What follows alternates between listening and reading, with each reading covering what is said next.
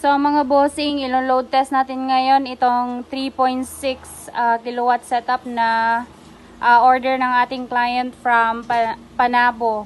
So kung makikita nyo, ito ay mayroong multimeter.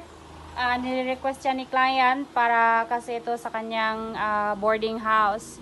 So yan ay para makita niya ang consume ng kanyang mga boarders. So, ngayon, papakita ko lang itong screen niya. Ayan. At itong breakers. So, ito yung PV1, DCSPD, ACSPD, inverter out, inverter in, at saka AC in. Dito sa baba, ayan yung ATS, or CBO, at saka AVR. Meron din yung outlet. Ayan. So, ngayon, since 3.6 kilowatt naman yan, yung gagamitin natin ngayon for load test, yung isang jackhammer sa labas. Ayan, at saka meron tayong electric kettle at saka rice cooker. So, ayan. So, ngayon, papaganahin muna natin itong nasa labas.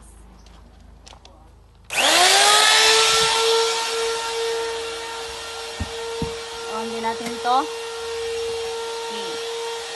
So, ngayon, papakita ko lang yung dito sa screen niya. So, punta tayo sa harvest. So, ngayon, di na masyado mainit. Hapon na, kaya yung harvest niya hindi na din ganun kalakas or kataas. So, ayan. Ngayon, 300 watts lang yung kanyang harvest. Meron tayong 6 na panel na 590 watts. So, ngayon makikita nyo yung load niya, yung sinaksak natin kanina. Total yan ng 2,300 watts. Ayan. So mga bossing, makikita nyo, ayan. So, ito po yung dito sa kaliwa, yan yung sine wave ng grid. Ito yung sa solar panel at saka ito yung sa battery. So makikita nyo yung arrow po, yung arrow galing dito sa solar panel at saka yung arrow galing dito sa battery. Papunta dito sa load.